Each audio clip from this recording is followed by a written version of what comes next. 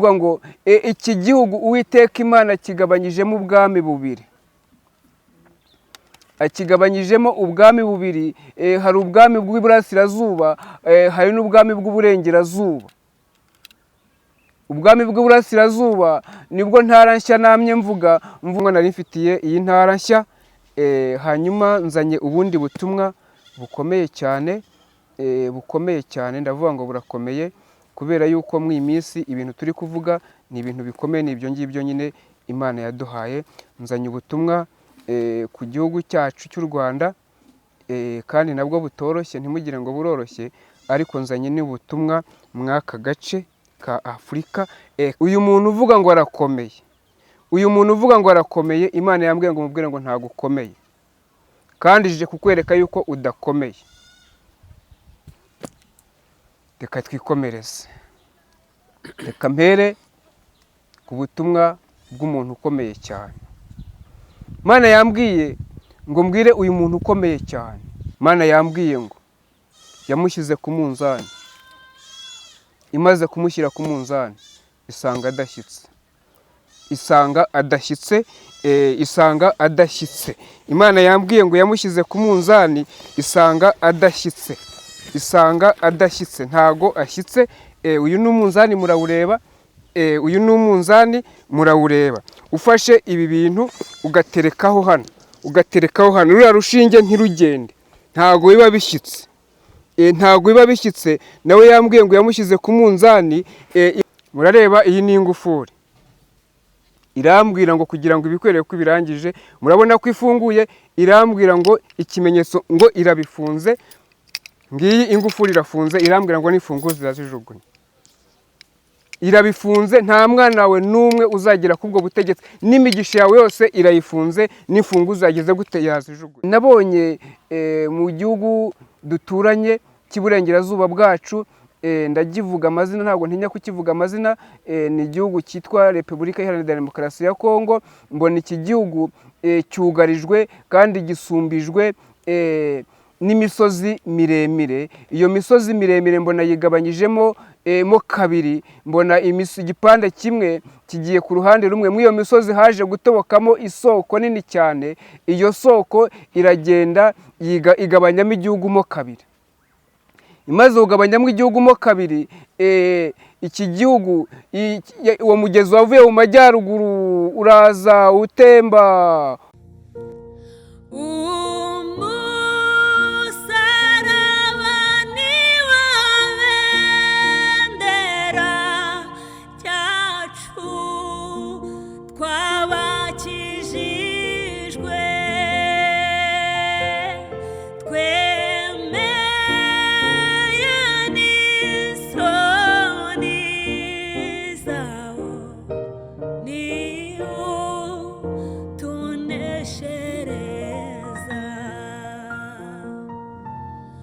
Reka nizere ko mumeze neza mwese kandi muri amahoro, mwese mukunda kandi mukurikira ibiganiro byacu bica ku Musaraba TV. Ni channel yanyu rero, nimuhabwe umugisha kubwo kudutega amatwi, kandi muhabwe umugisha kubwo kumva ubutumwa bwiza bwa Yesu Kristo. Ngize umugisha rero ndi kumwe n'umuhanuzi w'Imana François. Uraho neza? Muraho mwese, nawe ndagushuje. Nepo, uraho neza? Urakomeye? Ndakomeye, ndashima Imana. Umeze neza? Nukuri Uwiteka ari mu kazi. Se we ntubireba? Hajya uyu munsi itariki zingahe? Uyu munsi dufite itariki 14. Ejo ni 10 na zingahe? Ejo ni 15. Twitegura iki? Mwitegura iki? Ahubwo mwabonye iki? Ubwo twabonye iki? Mwabonye iki? Ngatubwira icyo twabonye. Mwebwe mwagombye kwamumbaza ngo ibi ngibi twabonye bihuye na bya bindi.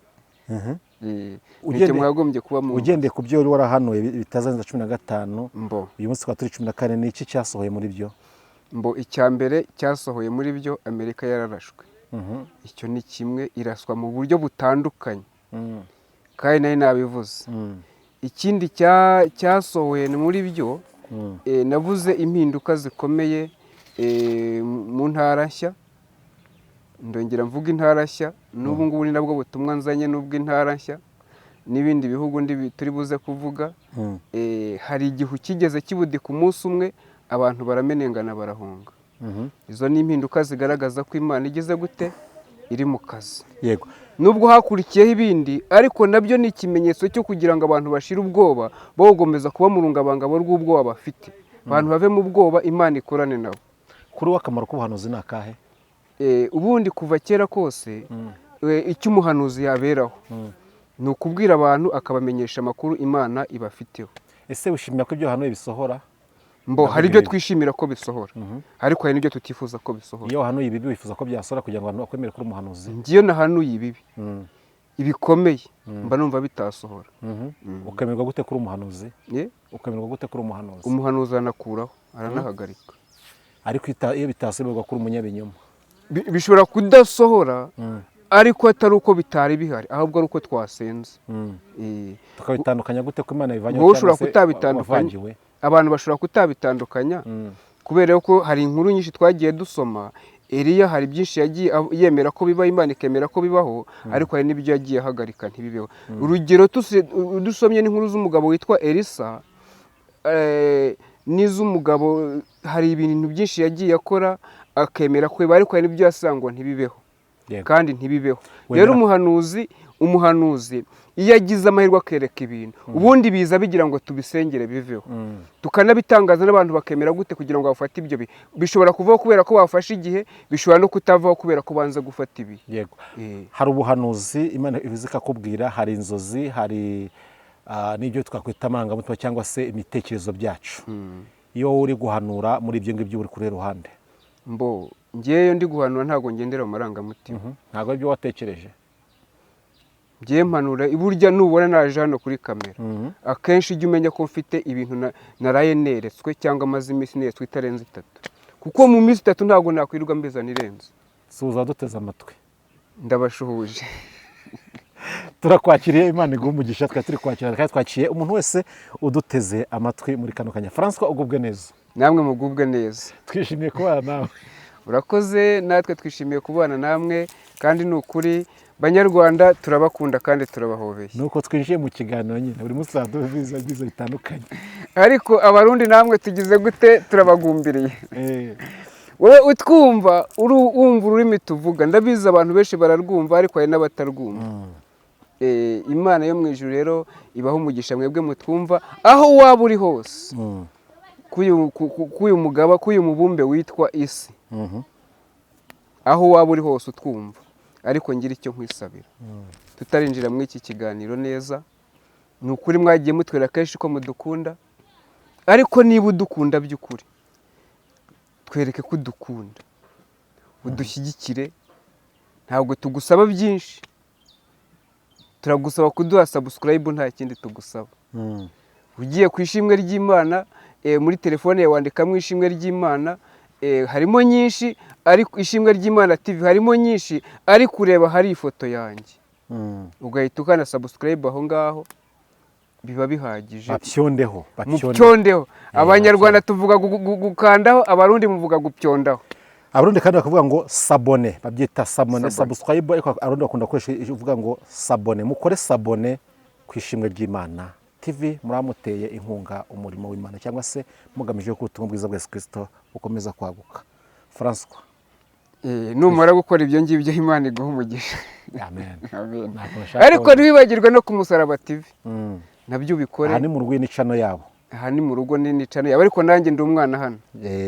Ubwo rero niba ndi umwana hano, uri wowe wakanze ku musaraba, gerajya no kwishimwe ry'Imana. Udutera inkunga kandi nta kindi kintu bisaba. Nicyo cyonyine. Urakoze cyane. Nshuti muvandimwe duteze amatwi muri kano kanya, rero tuguhaye ikaze, uhabwe umugisha n'Imana. Tugiye kwa François umwanya atugezeho ubutumwa, ariko mbere ko buduha. François, uri umuhanuzi? Ndi umuhanuzi. Senga Imana utugezeho ubutumwa. Reka dusenge mu izina rya Yesu, ariko tutarasenga tubwire abantu mujye mukurikirana ikiganiro mu kirangiza. Yego, abantu bacyeze impamvu nkoje ngo umuhanuzi, igihe umuntu aba ari umuhanuzi ko atabyemera ko ari we. Jewe ndiwe. Uri we? Ndiwe rwose. Niyo wampagarika ara nakubwira ngo ngende umuhanuzi. Sawa. Kadusenge mu izina rya Yesu. Tugezeho ubutumwa bwose Imana yaguhaye, kandi umwuka w'Imana mubane mu izina rya Yesu Kristo. Amen. Turagushimye Mana, uri mwiza kandi ubera hose icyarimwe. Tugushimiye ko warinze twebwe twese abari aha ngaha. Njyewe n'abagiye kudutega amatwi waraturinze, ishimwe n'icyubahiro n'ibyawe. ni ukuri rero uyu mwanya unatwemerere tugucire bugufi ushyirwe hejuru, ntuhabwe icyubahiro kandi uko watubonye kose uko tubabarire. Niba utubabarire turagusabye, ijambo ryarambwiye ngo babiri cyangwa batatu aho bateraniye ngo ururuke ukabana nabo. Turagusabye ngo niwururuke ubane natwe, turagusabye ngo niwururuke urengere buri umwe wese. Nyemera utambuke n'iyi si wiremeye, uriya abarwayi bayirimo nubakize mu izina rya Yesu. Uburwayi bwose barwaye bworoheje n'ubukomeye, utambuke urebe abadafite kirengera ubarengere, hari abadafite ubavugira n'ubavugire, hari abarengana ubarenganure, hari n'abandi bari hirya no hino badafite uko babayeho, nabo nubiteho. Ariko mwami mwiza, twongeye gusaba ngo nuze ucize intambara zirangire. Satani yatwibyemo intambara, ariko nuze uce zirangire mu izina rya Yesu. Turasabye no ngo Umwuka wawe wera abane natwe, kandi abe umuyobozi w'iyi gahunda, ntaba ari nepo ugiye kuyiyobora, ahubwo ari we uyiyoborera. Nanjye ntaba ari njyewe mvuga, ahubwo aba ari wowe uvuga. Mu izina rya Yesu rero, iyi gahunda zigiye kubera hano hantu zibe zihagarikiwe nawe, kandi tukugireho umugisha, n'abantu bose batugireho umugisha. Umuntu wese ugiye kumva ikiganiro ni umuha umugisha. Urwaye akire, ufite ikibazo gitandukanye wese akire mu izina rya Yesu. Urakoze rero kubyumvise, tubisabye twizeye ko ubikoze mu izina rya Yesu. Amen. Hanyuma rero iki kiganiro tugiye kugitangira nk'ubu buryo, muraza kwihangana kuko mw'iyi minsi turi gutangirana impinduka zitandukanye, ariko nuko nguko Umwuka aba yabitanze, nuko natwe tuba twategetswe kubikora.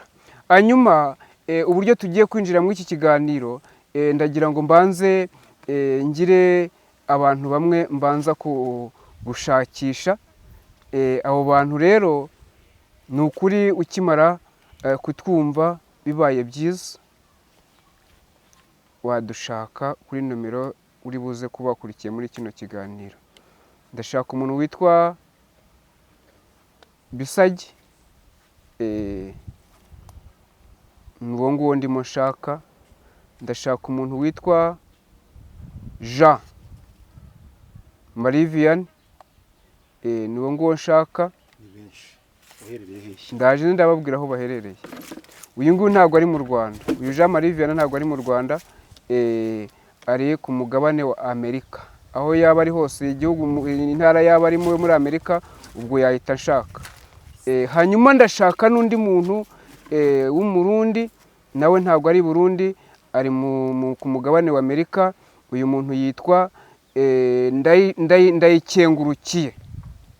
Ndagukeneye, Ndayikengurukiye, we ndagukeneye aho waba uri hose, mfite ubushaje yawe.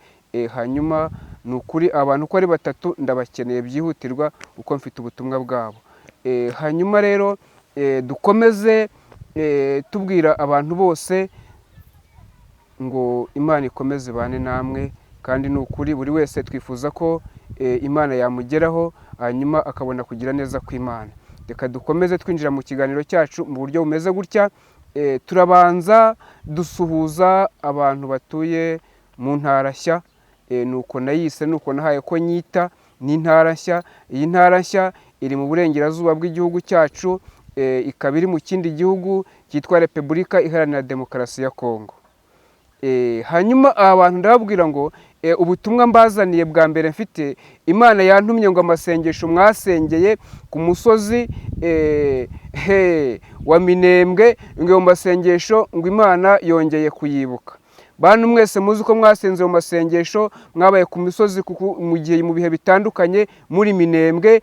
Imana yambwiye ngo yumvise gusenga kwanyu, hanyuma nubwo Satani yabibasiye akamanuka akaza akabatatanyiza mu buryo bitandukanye, ngo Imana yongeye kumva, yongeye kwibuka ibyo bihe. Hanyuma mw'ibyo bihe yibutse ari ibyo ije gukora, irambwira ngo umuntu wese uzi ko yasenze ayo masengesho, uyu munsi wa none yongera afate amasengesho y'iminsi 3. Amasengesho y'iki? Y'iminsi 3. Aya masengesho tugiye gusenga y'iminsi 3 ni amasengesho y'impuruza. Turatangira guhera ku itariki 18, ubwo itariki uyibare. Uyu munsi turi 14, tuzatangira kuri 18. Aya masengesho ni ay'impuruza, kandi ni amasengesho nanone y'ubutabazi. kuko nyuma y'aya masengesho hari ibindi bintu bigiye gukoreka kandi bitunguranye, kandi ibintu bizaba bikozwe n'Imana, kandi Imana yo mu ijuru irambwira ngo mbabwire ngo ni ukuri ngo umuntu wese uyiringiye ntabwo azakorwa n'isoni. Ubwo turi mu ntara nshya, umuntu wese uyiringiye ntabwo azakorwa n'isoni, kandi amaboko akomeye ntabwo azamugiraho ububasha kubera ko yiringiye Imana.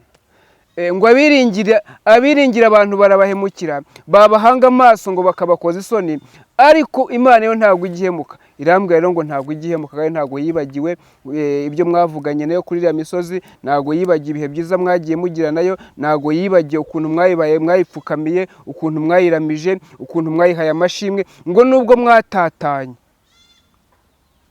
mwatatanye ariko isezerano yagiranye namwe ngo iracyaryibuka. Ntabwo yigeze igira gute? Ntabwo yigeze iryibagirwa.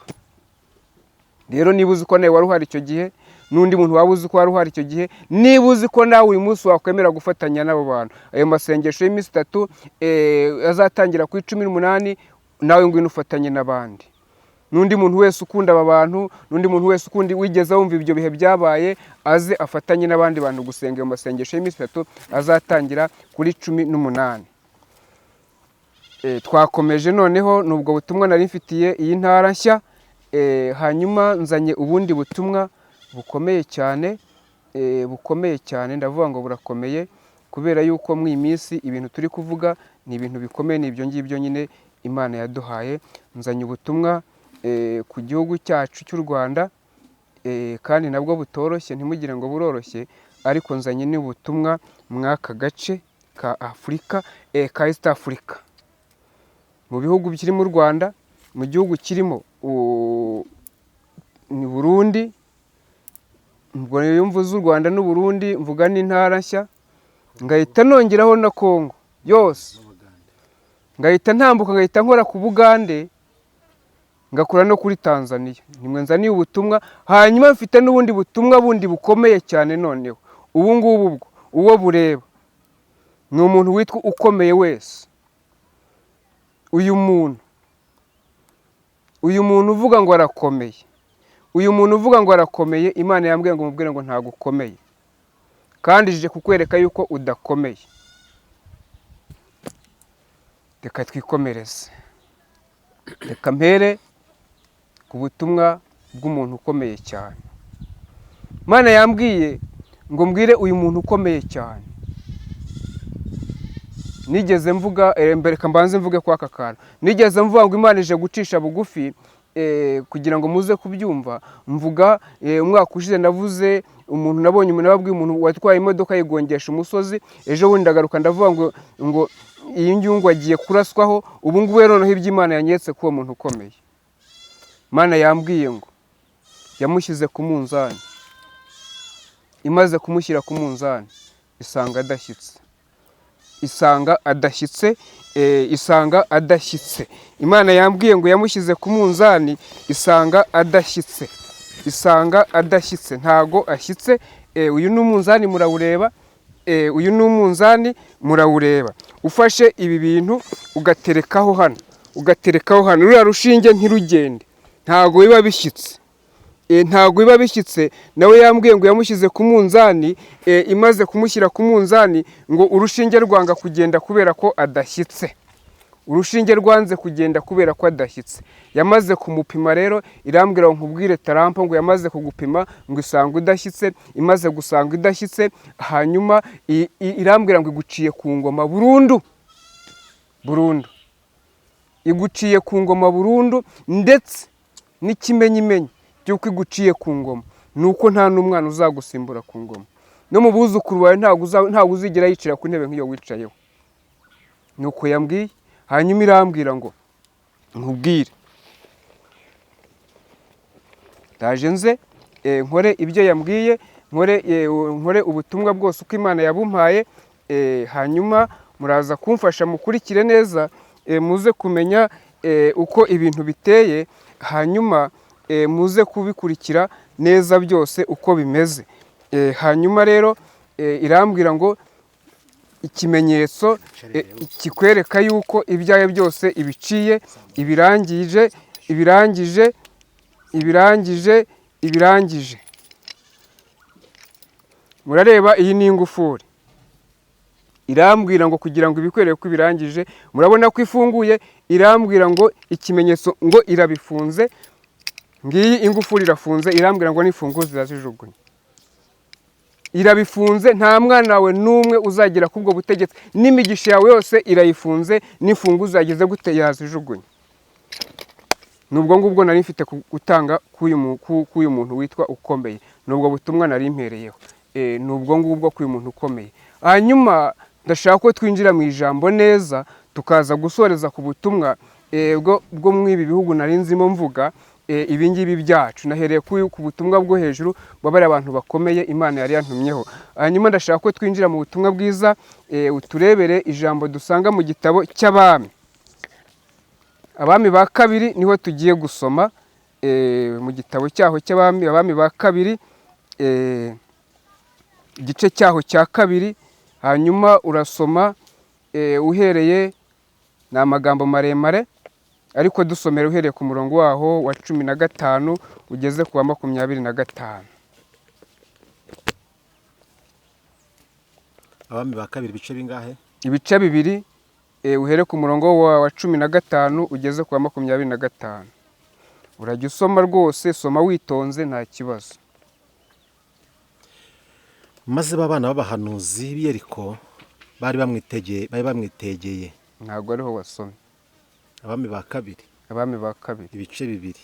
Ibice bibiri. Umurongo wa 15. Umurongo wa 15. Naho ngaho. Komeza. Maze babana b'abahanuzi b'i Yeriko bari bamwitegeye. Bamubonye baravuga bati, umwuka wa Eliya uri muri Elisa. Nuko baza kumusanganira, bamugezeho bamwikubita imbere. Baramubwira bati, abagaragu bawe turi kumwe n'abagabo bakomeye 50. None turakwinginze reka bajye gushaka shobuja. Ahari umwuka w'Uwiteka yaba yamuteruye akamujugunya ku musozi muremure cyangwa mu kibaya. Aravuga ati, oya, ntimubohereze. Naho dukomeze. Komeza. Baramuhata kugeza aho bamurembereje, arabemeye ati, nimubohereze. Nuko bohereza abagabo 50, bamara iminsi 3 bamushaka, baramubura. Baragaruka basanga atigeze, basanga agitinze Yeriko, arababwira ati, sinabujije kugenda. Bukeye abanyamudugudu baho babwira Elisa bati, dore uyu mudugudu uburyo uri heza nk'uko ubireba, databuja, ariko amazi yaho ni mabi, kandi muri iki gihugu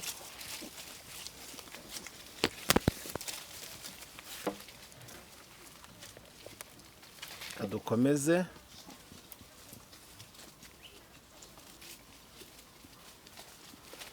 Kandi muri iki gihugu imyaka irarumba. Aravuga ati, nimunzanire imperezo nshya muyishyire mu munyu. Nuko barayimuzanira, arasohoka ajya ku isoko y'amazi, amishamo umunyu, aravuga ati, Uwiteka aravuze ngo ahumanuye aya mazi, ntabwo azongera kwicana cyangwa kurumbya. Yego. Dukomeze turekeraho. Uretse aho ngaho gatoya. Dusomye amagambo, ariko ndashaka kongera ugasubiramo gake gake, noneho tukagendana gake gake. Hanyuma Imana ibashyigikire kandi yite ku buri umwe wese, kandi umwami Imana aba ari we ubarwanirira. Soma gakeya noneho. Maze babana b'abahanuzi b'i Yeriko bari bamwitegeye. Ngo maze babana b'abahanuzi b'i Yeriko bari bamwitegeye. Bamubonye baravuga bati, umwuka wa Eliya uri muri Elisa. Bamubonye baravuga bati, umwuka wari muri Eliya uri no muri Elisa. Nuko baza kumusanganira. Nuko ako kanya bahita baza kumusanganira. Bamugezeho bamwikubita imbere. Bamugezeho bamwikubita imbere. Baramubwira bati, hanyuma baramubwira bati, abagaragu bawe turi kumwe n'abagabo bakomeye 50. Abagaragu bawe turi kumwe n'abagabo bakomeye, kandi abagabo turi kumwe ni 50. None turakwinginze reka bajye gushaka shobuja. Maze turakwinginze rero reka tujye gushaka shobuja. Ahari umwuka w'Uwiteka yaba yamuteruye akamujugunya ku misozi miremire cyangwa mu kibaya. Ahari Uwiteka Imana yaba yateruye shobuja akamuta ku misozi miremire cyangwa mu kibaya? Ariko soko Imana niko ibigenza. aravuga ati hoya Elisa aravuga ati hoya nimuboherezeyo. baramuhata kugeza aho bamurembereje, arabemerera. Hanyuma baramuhata, bamaze kumuhata ndetse baranamurembya, ahita afata umwanzuro arabemerera ati nimubohereze. Ati rero ngaho noneho niba ari uko bimeze nimubohereze turebe. Nuko bohereza abagabo 50 bamara iminsi 3 bamushaka baramubura. Nuko bohereza abagabo 50 bamara iminsi 3 bose yose bamushaka, kandi bamaze kumushaka baramubura. Baragaruka basanga agitinze i Yeriko, arababwira ati sinabuje kugenda. Nuko baragaruka baraza basanga agitinze i Yeriko, arababwira ngo sinababujije kugenda. Bukeye abanyamudugudu baho babwira Elisa bati, bukeye abantu bo mu mudugudu wabo babwira Elisa bati, dore uyu mudugudu uburyo uri heza nk'uko ubireba databuja. Dore uyu mudugudu wose uri heza nk'uko ubireba databuja. Ariko amazi yaho ni mabi, kandi muri iki gihugu imyaka irarumba. Ariko amazi yaho ni mabi ndetse n'imyaka yaho irarumba. Aravuga ati nimunzanire imperezo nshya. Aravuga ati nimunzanire imperezo nshya. Muyishyiremo umunyu. Muyishyiremo umunyu. Nuko barayimuzanira. Nuko barayimuzanira. Arasohoka ajya ku isoko y'amazi amishamo umunyu, aravuga ati. Nuko afata. Arasohoka ajya ku isoko y'amazi. Nuko arasohoka ajya ku isoko y'amazi. Amishamo umunyu. Amishamo umunyu. Aravuga ati Uwiteka aravuze ngo ahumanuye aya mazi. Aravuga ati Uwiteka aravuze ati aya mazi arayahumanuye. Ntabwo azongera kwica cyangwa kurumbya. Ntabwo aya mazi azongera kwica cyangwa kurumbya. Imana iguha umugisha cyane. Imana iguha umugisha kubw'amagambo udusomeye ndetse kandi tumaze kumva. Uwiteka Imana Nyiringabo aratambutse kandi aje guhumanura. Aje guhumanura icyo Satani yatumye kirura cyose. Mwagize ari ibyacu byaruze, ari ibyacu byatubabaje, ari ukuru twanyuze mu bintu birura, ariko Uwiteka Imana aje kubihumanura kuko ari umunyembaraga, kuko ari Imana ikomeye, kuko ari Imana y'inyembaraga, kuko ari Imana y'inyabushobozi, kuko ari Imana ifite buri kimwe cyose.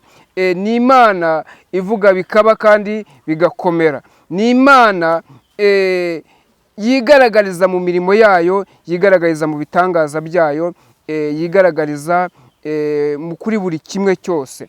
Hanyuma dufashe usubire hejuru. Hanyuma Eliya yenda umwitero we. Ngo Eliya yenda umwitero we arawuzinga. Hanyuma amaze kuwuzinga awukubita amazi. Awukubita amazi. Yigabanyamo kabiri. Ayo mazi amaze kuyawukubita, ayo mazi ahita yigabanyamo ibice bibiri. Amwe ajya ukwayo, ayandi ukwayo. Amwe ajya ukwayo, ayandi ajya ukwayo. Bombi bambukira humutse. Eliya na Elisa bombi bahita bambukira humutse. Imana iguha umugisha cyane, urakoze cyane. Kandi Uwiteka Imana akomeze abane nawe. Hanyuma turebere nanone igice cy'umunani. Turebere ku gice cy'umunani.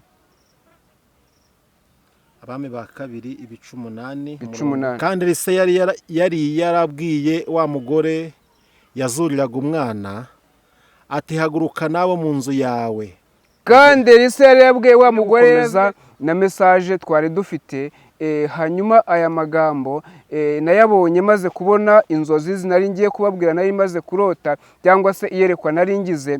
Nabonye mu gihugu duturanye cy'iburengerazuba bwacu, ndagivuga amazina, ntabwo ntinya kukivuga amazina.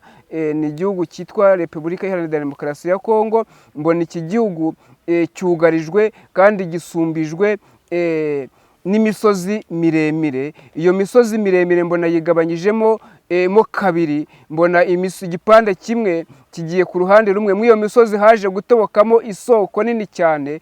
Iyo soko iragenda igabanyamo igihugu mo kabiri. Imaze kugabanyamo igihugu mo kabiri, iki gihugu, uwo mugezi wavuye mu majyaruguru uraza utemba, uraza ugera mu majyepfo. Hanyuma igihugu gicamo kabiri, ugicamo hagati. ntabwo wagiciye ku ruhande, ahubwo igihugu wagipasuyemo kabiri unyuzemo hagati kandi uturutse he mu majyaruguru werekera mu majyepfo, igihugu gipasuramo kabiri. Hanyuma ndimo nsenga maze kubona ibyo ndabaza Mana ngo ibi ngibi mbonye ni ibiki? Ndabyirwa ngo iki gihugu Uwiteka Imana kigabanyijemo ubwami bubiri. Akigabanyijemo ubwami bubiri, hari ubwami bw'iburasirazuba, hari n'ubwami bw'uburengerazuba. Ubwami bw'iburasirazuba nibwo ntara nshya namye mvuga ngo intara nshya, ubwo ni ubwami bw'intara nshya. Imana irambwira ngo ubwo bwami irabwimitse kandi ubwami irabukomeje, ariko ngo hari impamvu ikoze ibi ngibi.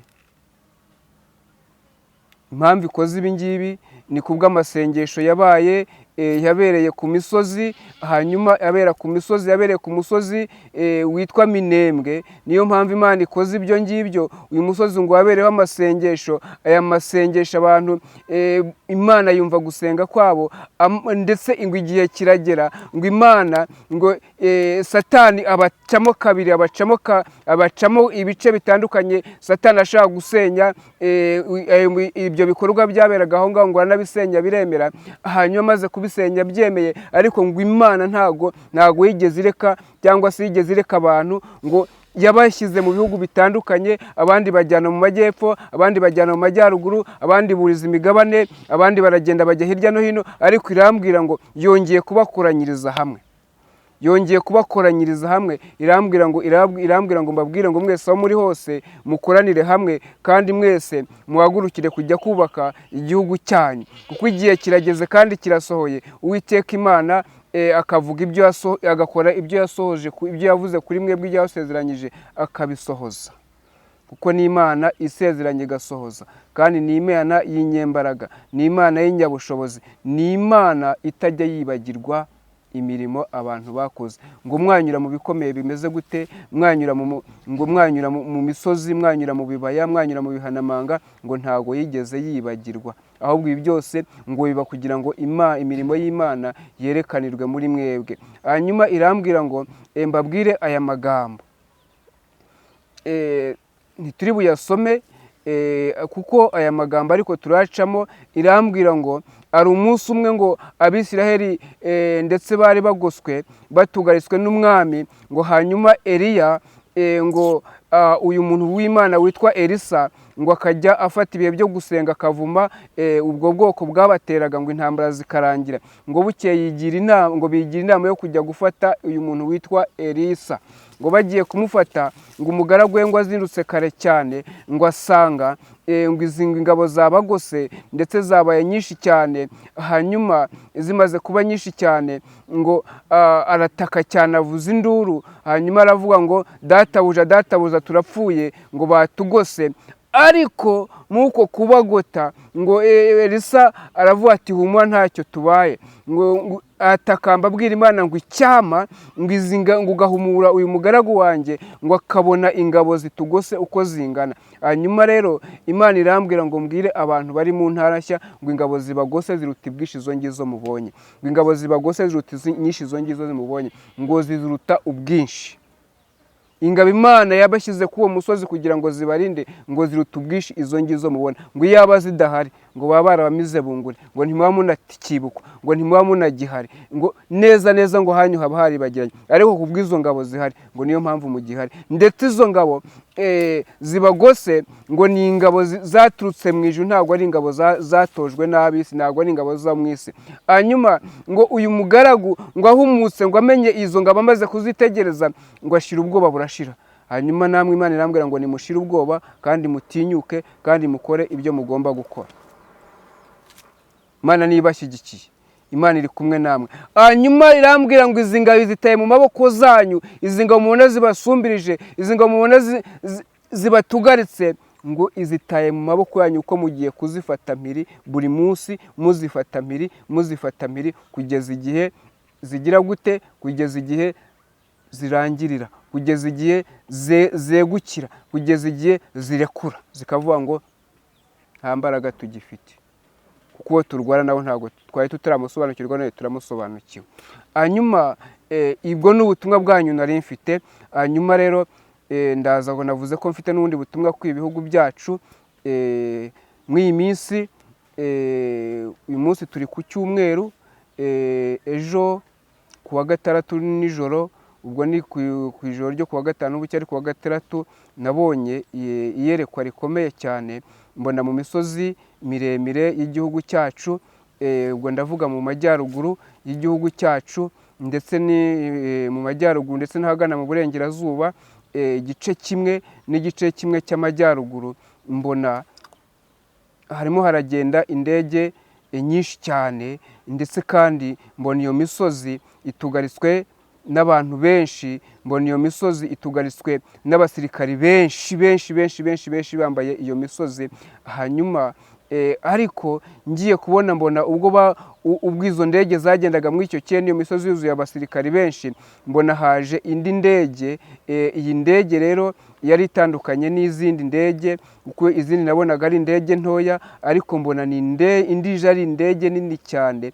Za zindi zose zibonye iyi ndege ize muri iki kirere, ije mu kirere zayo zirimo zisanga, mbona zose zirakase ziragiye, mbona zihise zisubiraho zirukanka, ndetse zimwe zigenda zihanagurika zikubita mu mashyamba. Abari barimo mbona bamwe barakomeretse, mbona abandi barapfuye. Hanyuma ngiye kubona mbona ba bantu ba basirikare nabonaga batugaritse, ndetse baza birukanka cyane, baririmbaga amajwi y'indirimbo ntari gusobanukirwa neza, kuko ayo majwi nge ntabwo nabashaga kuyumva, numvaga ari nk'amaringara, ari izindi ndimi zidasobanutse, kuko nkumva sinzumva neza. Ariko ngiye kubona mbona nabo basubiye inyuma birukanka cyane, mbona ndetse bamwe baguye mu mazi, bararohamye neza, amazi arabarengeye burundu. Hanyuma ndabaza ngo Mana, ngo ibingibi ni ibiki bibaye? Ibintu nyeretse ni ibiki?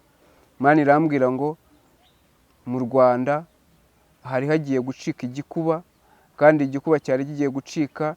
Imana itanze ubutabazi, bwihuse mu kwezi kwa gatatu, mu kwezi kwa kane, mu kwezi kwa gatanu, itanze ubutabazi bwihuse cyane. Imana irambwira ngo mbaze abayobozi, mbabwire ngo mbabaze iri jambo, ngo umuntu akubwiye ngo wo kugarira urugo rwawe, akakubuza no gukinga inzu yawe, ngo yaba ashaka iki? Akakubwira ngo jya mu nzu uryame, ariko amarembo ntuyugarire, ndetse n'inzugi ntuzikinge uzirangaze. Akakubwira ngo jya mu nzu uryame, ngo uwo muntu. Imana irambwira ngo nanone ngo ncire Abanyarwanda uyu mugani uvuga ngo Abanyarwanda duca umugani uvuga ngo urusaku rw'ibikeri ntabwo rubuze inka gushoka. Ni Umunyarwanda, ni uwo mugani Imana yambwiye ngo ncire Abanyarwanda. Irambwira none ngo mbacire undi mugani wa kabiri uvuga ngo imirindi y'inzovu ntabwo ibuza urushishi kugira gute? Kugenda. Iyo migani yombi ifite icyo isobanura, aricyo nahise mbaza Imana, ese iyi bintu bisobanura iki? Abanyarwanda bo bakuze nimbivuga buriya babyumvise ibyo nshatse kuvuga, n'ibisobanuro Imana yampaye buriya nimbyumva bafite uko bari bubihuze. Kandi ni ukuri, ubundi urusaku rw'ibikeri byinshi cyane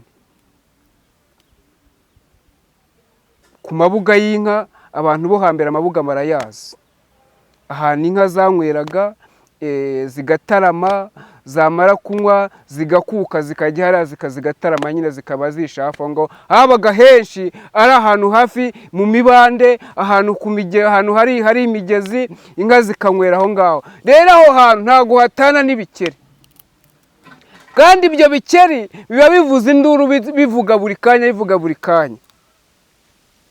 Munyumve neza, ibyo bikeri biba bivuga buri kanya, ariko ntabwo byigeze bibuza inka gushoka.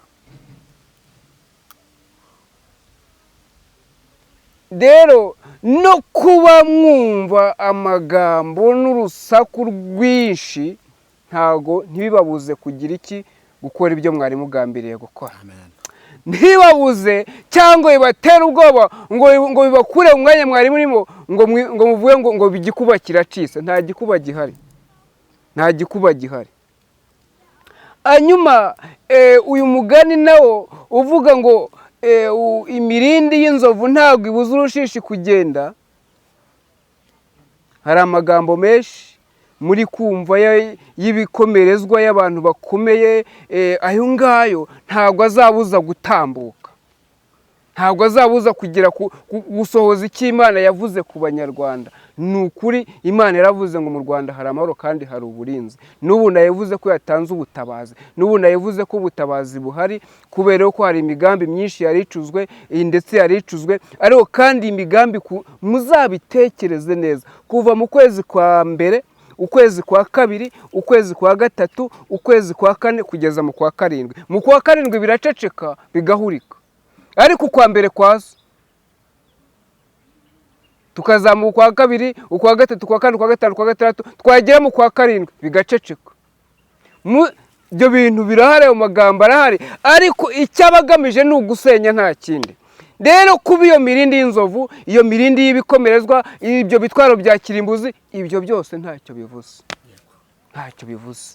Hanyuma irambwira ngo ubu nanone kuri wa mugani na kuri bwa butumwa navuze ku buyobozi, mvuga ngo umuntu akubwiye ngo jya mu nzu uryame, ngo ntiwugarire kandi ntukinge, ngo ikintu aba ashaka kukugeraho bitamugoye, kuko isaha yose yashakira yaza akaca mu marembo ntawe umukumiriye, akinjira mu muryango nta kimukumiriye, akaza akagusanga abona akahagukura. Imyugariro iberaho kugarira amarembo, inzugi ziberaho gukinga imiryango. Umuntu akubujije gukora ibyo byose, rero icyo bashaka uracyumva. Irambwira ngo mube maso kandi musenge ubutitsa. Imana iguha umugisha. Urashoje, Imana iguha umugisha. Yego. François, mbere ko tukurekura, wavuze yuko ufite ubutumwa bw'umuntu ukomeye, ariko cyane cyane witsa kuri Trump, perezida wa Amerika. Uyu munsi ko atumva Ikinyarwanda, ubutumwa buramugeraho gute? Ibyo bintu mw'iyi minsi ndi kwivuga ngo abantu bumve ururimi mvuga baruhindire mu kiganiro, bagitange mu rurimi bashaka, mu rurimi rwose abantu bumva, kuko nzi ko bishoboka. Ariko nanone ndabizi neza ibi tuvuga arabizi, kuko nawe Imana yamusanze rimwe kabiri gatatu imwereka abantu bamutera ibyuma, abandi bamurasa, abibona mu nzozi, kandi ngo abona arapfuye. Ese kubera iki Imana ituma Abanyamerika ngo aribo bamuhanura, igatuma Umunyarwanda batumvikana? Muri Amerika nta buhanuzi babayo? Ibyo ugiye kumbaza icyo kibazo, Imana ihamagara uko ishaka, igakora uko ishaka, ifite n'aho inyuze. Ubuse kubera iki Imana iguha ubutumwa utayibaza icyo kibazo? Ntabwo njye mburana n'Imana, icyo ni icya mbere. Kuba Imana yambwiye ngo mvuge ibi ngibi, ntabwo najya kuburana nayo. Kuko hari impamvu gutuma Abanyamerika bavuga ururimi bavuga yumva. Niba ubwo yaramwigereyeho, icyo ni ikimenyetso cya mbere kigaragaza ko ibyo tuvuga abyumva. Kandi ijwi ry'Imana uko ryaba riri kose ntaho ritabasha kujya, ni waba utabyumvaho na gatoya, wowe urabyumva. Umuzungu ashobora kuvuga sinumva Icyongereza, ariko yavuga kuri François, kubera ko umwuka w'Imana uri muri njyewe, cyangwa se Imana ashaka kumenyesha ibyanjye, ngahita amenya ko avuze kuri François, n'ibyo amvuzeho nkabimenya. Ariko icyo nzi Trump uyu nguyu, nawe ubwo Imana yaramusanze rimwe kabiri gatatu, na gatatu gusa, na kane kararenga, abona abantu bamutera ibyuma, abandi bamurasa, kandi abona ngo arapfuye. Kuki yamusanze ikongera ikamutumaho abandi kandi ifite uburyo imusangamo? Nuko yanze kumva. Ni ikimenyetso kugira ngo imwereke ko neza nubwo atumva, ariko hari icyo yakora. Yanze kumvira Imana, aribwo mvire François atazi, batumvikana no mu rurimi. Kunyumvira si ikibazo, no kutanyumvira si ikibazo, ahubwo icy'ingenzi ni uko Imana ivuga ibyo yagize gute. Aho ibyo uvuga ntiwaba uri kubihera ku ntambara iri muri Amerika na Israel na Iran, wareba ukuntu uburyo bimeze, n'uburyo Amerika yariteguye ko biragendamo ntibari ko bigenda, ukavuga ibyo bintu byose kuri Amerika ushingiye kuri iyo ntambara, tukabyita ubuhanuzi bw'amarangamutima cyangwa se bw'ibitekerezo byawe? Icya mbere nabanje kubwira ngo njye ntabwo ngendera ku marangamutima. Hanyuma tukiri kuri kariya kantu wari mbajije kuki François inyuza mu ibi ngibi, inyuza ibyo bya tarapo kandi atumva ururimi. Ibi bibaho kugira ngo n'abandi bantu bose bumva ururimi bazavuge ko Imana bazabone gukomera kw'Imana. Hanyuma kuri iki kibazo warumbajije cyuko ushaka guhuza ibintu ndimo mvuga n'iby'intambara yo muri ya Trump yuko bamurashe. Ngira ngo mu kiganiro twigezeho gukora bari bataramubasa mvuga yuko bagiye kurasa muri Amerika igiye kuraswa. Sinde bari bataraharasa. Mw'iyo minsi hararaswa. Nigeze ntanga ikindi kiganiro mvuga ngo Amerika igiye gura n'ibibazo, mvuga ngo ukomeye yagize gute, mbona yatwaye imodoka mbona igongesha umusozi. Mw'iyo minsi Amerika irashya. Ibyo byose byabaye imbere yuko ibi ngibi biba.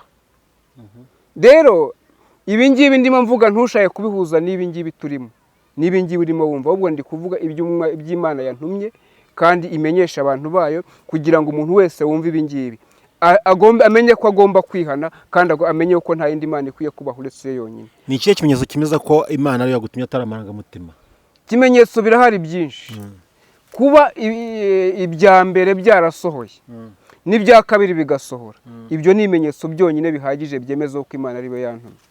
Wa wifuza yuko ibyo hanuye byasohora kugira ngo abantu bamere kuri umuhanuzi? Icyo kibazo urongera urakimbajije mw'iki kiganiro. Buriya twebwe nk'abahanuzi tugize umugisha ibyo twahanuye ntibisohore, ni ukuri nta kibazo tuba dufite kuko abantu baba baburiwe. Mwakwemerwa gute ko muri abahanuzi?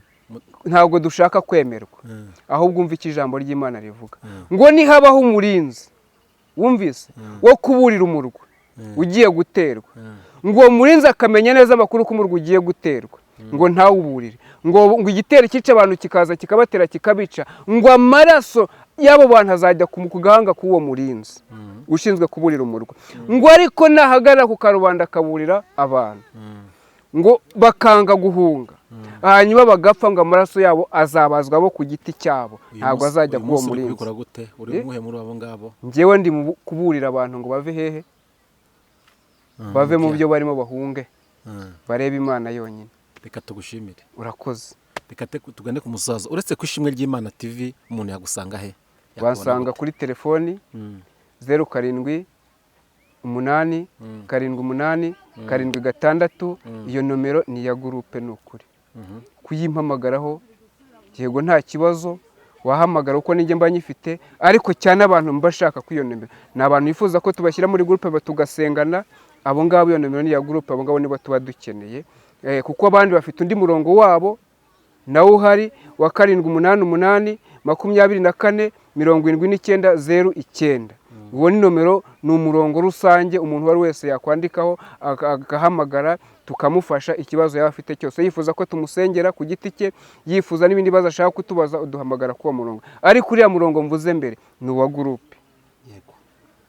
Reka tugushimire tuwe ngo Imana y'amahoro igumugisha kandi Imana n'igihe kindi kintu bishurira aha ni mu rugo tugwaye ikaze.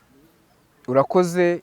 Twe turabarinzi bo kuburira umurwa, n'Imana nitubwira ngo tuze tubaburire tuzajya tuza tubaburire. Yes. Turagushimiye kandi tugusabiye umugisha, Imana y'amahoro igumugisha. Katubwire abantu ngo banyoreke kandi ku Ishimwe ry'Imana TV muramusangayo, mugende mu kandi subscribe kandi mwandike comment mugire icyo yakongera n'icyo yahindura, kuko uyu ni umurimo w'Imana ntabwo ari uwe, kandi ahamagaye kugira ngo akore umurimo mu gihe nk'iki ngiki. Twatangiye dusenga, dusoze dusenga. Urakoze papa, turagushimiye uko abanye natwe, kandi izina ryawe rikomeza guhabwa icyubahiro. Twatangiye dusengera abarwayi, n'ubu dushoje tukibasengera, ukomeze ubarengere kandi ubiteho, ubakize uburwayi bwose bafite. Hanyuma iyi si yacu iha amahoro, igihugu cyacu giha amahoro, imigabane yacu iha amahoro, kandi ni ukuri twebwe twese uturengere mu izina rya Yesu. Hanyuma utanga amahoro ku Banyarwanda, utanga amahoro ku batuye isi, kandi abantu bose babone kugira neza kwawe. Hanyuma rero urakoze kubyumvise, tubisabye mu izina rya Yesu.